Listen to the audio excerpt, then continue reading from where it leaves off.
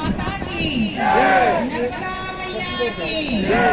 आदि गुरु शंकराचार्य की,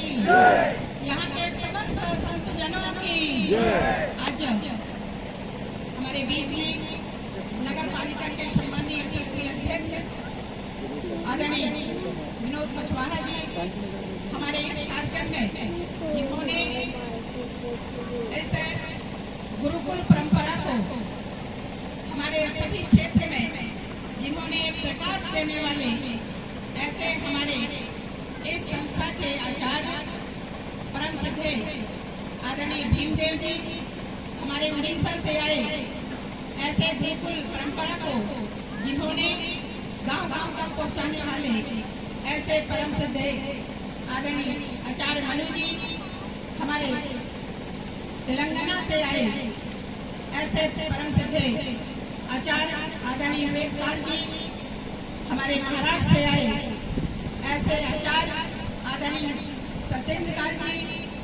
हमारे हरियाणा से आए ऐसे आचार्य जी, उत्तर प्रदेश से आए ऐसे सम्मानीय आचार्य जी, और खंडवा से आई हमारी बहन जो प्रशासनिक सेवा में अपना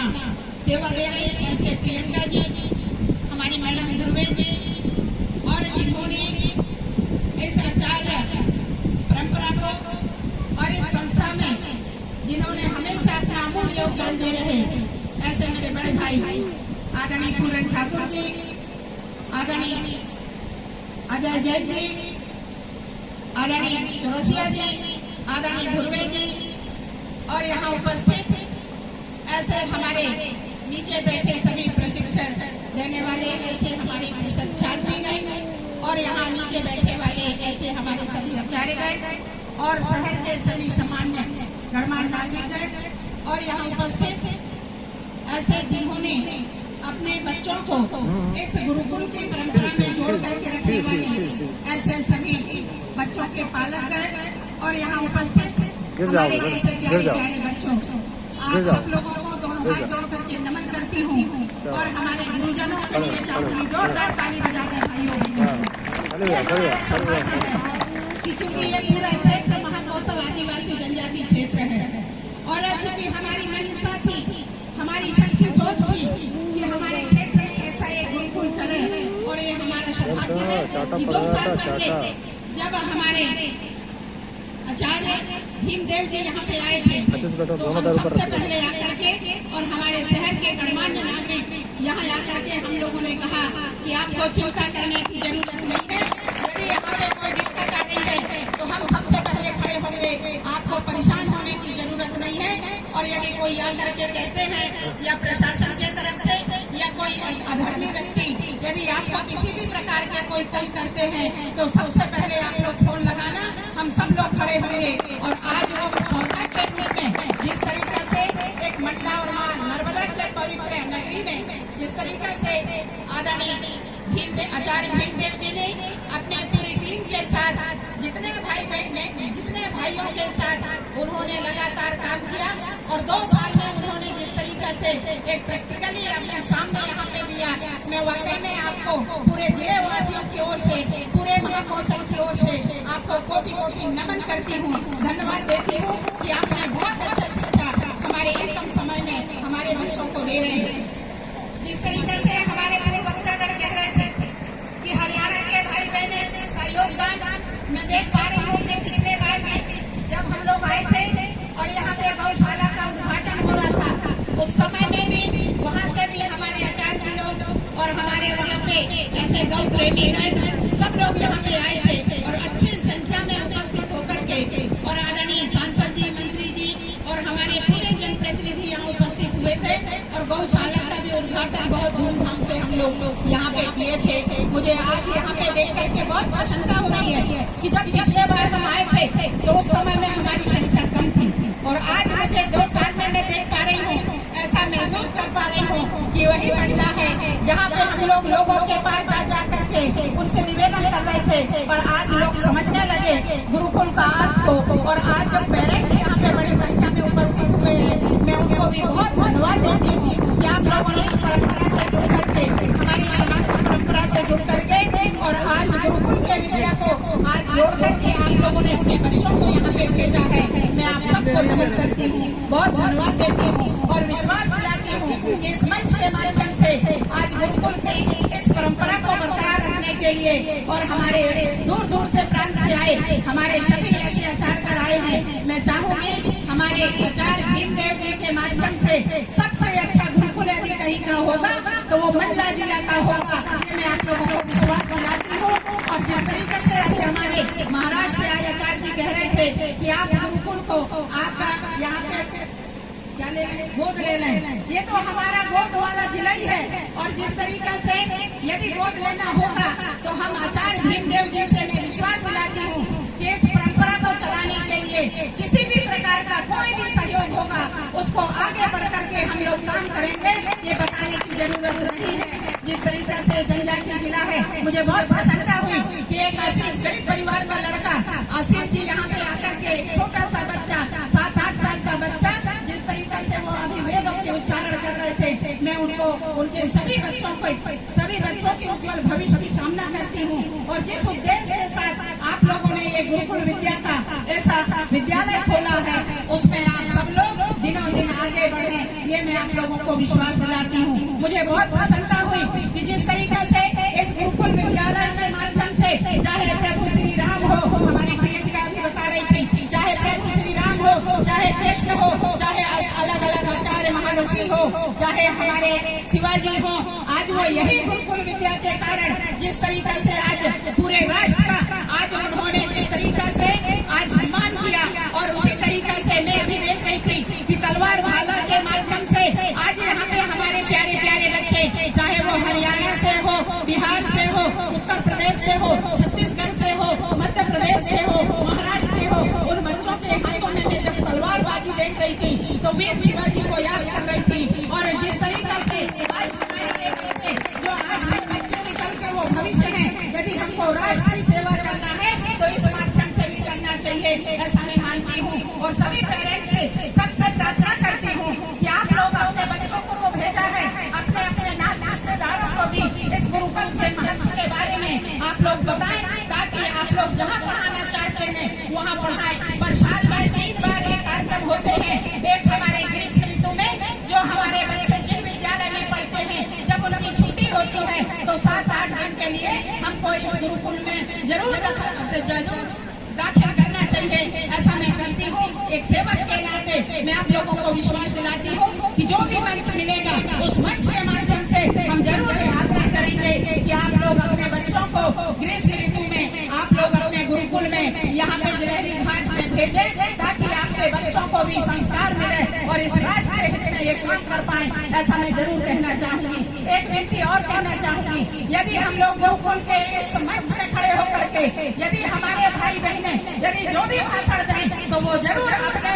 दूसरे वर्गों के लिए उंगली ना उठा करके हम क्या कर रहे हैं वो बात को जरूर प्रचार करना चाहिए, क्योंकि आवश्यकता है कि हम सब लोगों को जोड़ने की, आवश्यकता है कि हम सब लोगों को गले लगाने की, और हम सब लोग गले लगाएंगे, घर घर तक जाएंगे। ये पहली बार हो रहा है कि मंडला जिले में शहर में आप लोगों के माध्यम से बहुत अच्छा आज यहाँ पे रैली निकली, जिसके कारण से शहर में बड़ी चर्चा का विषय बना। चूंकि हम लोग और माननीय अध्यक्ष यहाँ पे थे नहीं तो हम अगवानी करते, और चूंकि इस कार्यक्रम के लिए आदरणीय भीमदेव जी, आदरणीय शर्मा जी, आदरणीय ठाकुर जी ने आग्रह किया था कि दीदी आप उड़ीसा नहीं जाना, आप यहाँ जाना। आप लोगों को बताना चाहूंगी कि संगठन ने मुझे चुनाव में उड़ीसा में भेजा था, फिर भी मैंने कहा कि आज का यहाँ कार्यक्रम में मैं रहूंगी और आप लोगों को विश्वास दिलाई थी कि मैं जरूर रहूंगी। 25 तारीख को उड़ीसा में चुनाव है, फिर भी मैंने समय निकाला, इसलिए निकाला कि वाकई में दिल से हम लोग सब लोग चाह रहे हैं कि आज कहीं न कहीं जिस तरीका से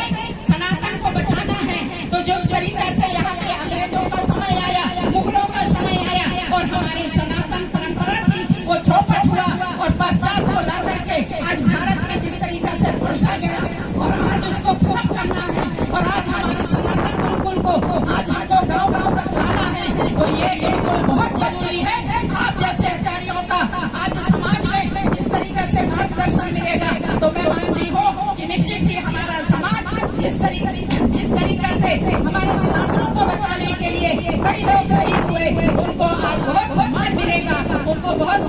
मिलेगी और हमारा राष्ट्र सुरक्षित रहेगा, सनातनी रहेगा। ऐसा मैं आप लोगों को विश्वास दिलाती हूँ। आप लोगों ने हमें सम्मान दिया, आज यहाँ पे आकर के बहुत ही अच्छा लगा। इन बच्चों का जिस तरीका से त्याग है, मैं इन बच्चों को बहुत बहुत नमन करती हूँ। और इनकी जो कला है वाकई में बहुत अच्छा है, इसको हम हर जगह बताएंगे, ऐसा मैं आप लोगों को विश्वास दिलाती हूँ। बहुत बहुत धन्यवाद, नमस्कार, जय हिंद, जय भारत।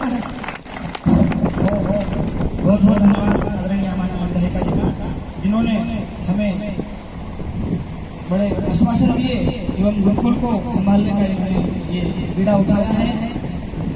हम तो यही कहना चाहेंगे, आपके हाथों से 2 साल पहले जिस पौधे को आपने लगाया था, उस पौधे को समय समय पर पानी देने का भी कार्य आपका ही है। हम आपके भरोसे बैठे हुए हैं जंगल में, तो हम जरूर आपके प्रति यहाँ आश्वस्त हैं, हम निश्चित है कि आपकी छत्र छाया जो है संस्था को गुरुकुल को भी मिलेगी। देखिए, आगे भीमदेव जी ने जीवन दिया है, मैं बता रहा हूँ। ये मूर्ति छोटी है लेकिन कीर्ति महान है, मूर्ति छोटी लेकिन कीर्ति महान है। उनका जीवन जो है बहुत सादगी से युक्त है। त्यागी व्यक्ति इनको और चाहिए क्या, 2 रोटी मिलने में काम का चल जाता है, फिर भी इन्होंने अपना जीवन आपको बच्चों के बनाने के लिए दिया हुआ है। आदरणीय भीम जी धन्यवाद व्यक्त करेंगे एवं आदरणीय माननीय विधायिका जी को संस्था की तरफ से भेंट देंगे।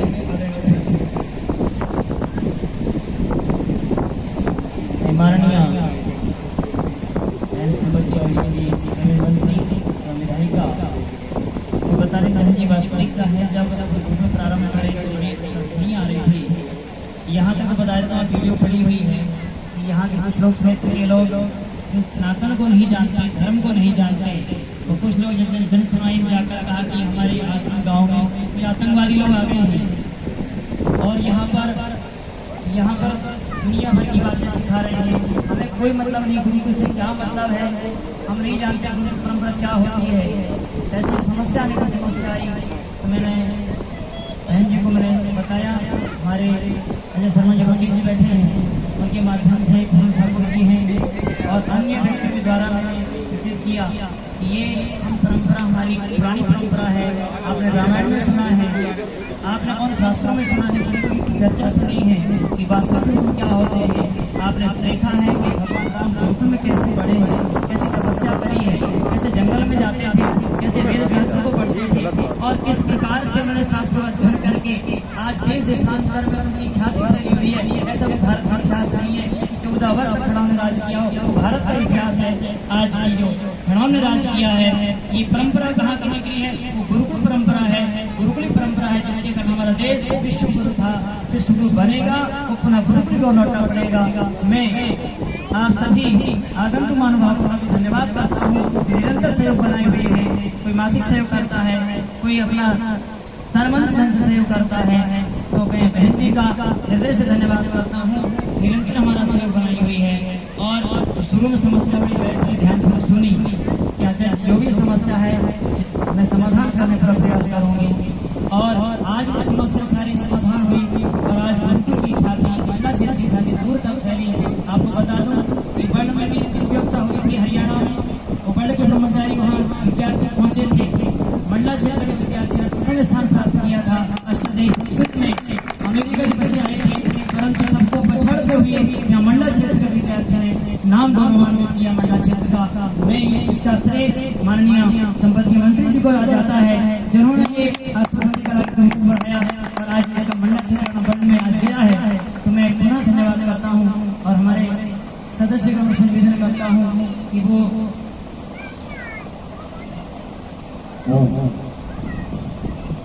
माननीय मंत्री जी एवं हमारे मंच पर उपस्थित सभी आचार्यगण मौली जी, मैंने थोड़ा अपनी तरफ से सिफारिश किया है। आचार्य भीमदेव जी जो पूजनीय हमारे उम्र में तो मुझसे बहुत छोटे हैं और हमारे गुरु भाई हैं, उनके शिष्य। उनके बारे में जितना मैं जानता हूँ उतना शायद कोई दूसरा व्यक्ति जानता हो, क्योंकि जब ये गुरुकुल में गए तो ज़्यादा से ज़्यादा इनकी उम्र 14 वर्ष थी या 15 वर्ष थी। जब ये स्नातक बने तो स्नातक बनने के बाद में इनकी सबसे पहली डिमांड आई अमेरिका से। गयाना में एक हमारे गुरु भाई हैं, वो गुरुकुल चलाते हैं, सतीश प्रकाश जी, उन्होंने इनसे निवेदन किया कि आप अमेरिका में आकर के और गुरुकुल को संभालिए, प्रचार प्रसार करिए। भीमदेव जी ने मुझसे परामर्श लिया, मुझसे बोले क्या किया जाए। मैंने कहा कहीं जाने की जरूरत नहीं है, अपने भारत में ही काम करना है। दूसरी बात, हमारे अपने ही लोगों ने इनको हरियाणा में बसाने के लिए 32 एकड़ की भूमि का भूखंड था, गुरुकुल बना हुआ था और वहां पर इनको रखने के लिए निवेदन किया। लेकिन इनका विचार था, मन था कि मैं अपने ही क्षेत्र में काम करूंगा। आपके इस मंडला का सौभाग्य है, अभी हमारे संचालक महोदय ने एक निर्देशन किया था, मूर्ति तो छोटी है लेकिन कीर्ति बहुत बड़ी है। और पूजनीय इसलिए बोलता हूँ क्योंकि इनका अपना कोई स्वार्थ नहीं है। आज लोग दौड़ते हैं कि हमें इतनी तनख्वाह मिलेगी तब वहां पर हम पढ़ाएंगे, लेकिन ये अपना तन मन और धन लगा करके इस मंडला क्षेत्र को शिक्षित करने के लिए, सुशोभित करने के लिए तैयार हो रहे हैं। हमारी एक मिनट का पर्चा करनी, हमारी जो मूल है स्वामी महर्षि दयानंद जी महाराज, जिन्होंने जिनके लिए सब कुछ किया और उन लोगों ने उनको 17 बार जहर दे करके उन्हीं को मार दिया। सुनामी जी छुड़ाने की बात की तो किसके लिए की? भारतवासियों के लिए की। दलितों के बीच में, आदिवासियों के बीच में बैठ करके यज्ञ करना, उनके बीच में भोजन करना, तो कुछ लोगों को रास नहीं आया और उन्होंने उनको समाप्त करने की योजना बनाई। इसी प्रकार हमारे आचार्य भीमदेव जी इस क्षेत्र में प्रकाश करना चाहते हैं, विद्या का प्रकाश करना चाहते हैं, तो यहाँ के कुछ अनभिज्ञ लोग इनको उखाड़ देना भी चाहते हैं और हमारे माननीय मंत्री जी, विधायिका जी इनको जमाने में भी लगी है। तो मैं माननीय से निवेदन करता हूँ कि इनको स्थायी रूप से, जिससे आज आपका पावर है, शक्ति है, स्थायी रूप से यहाँ पर जमाने का प्रयास करें। क्योंकि 100 बार कहना, 1000 बार कहना और एक बार लिखना, एक बार का लिखना भारी पड़ता है। तो इनको मजबूती देकर के इनके इतने पैर बढ़ा देने हैं, कल आपके पास शक्ति रहे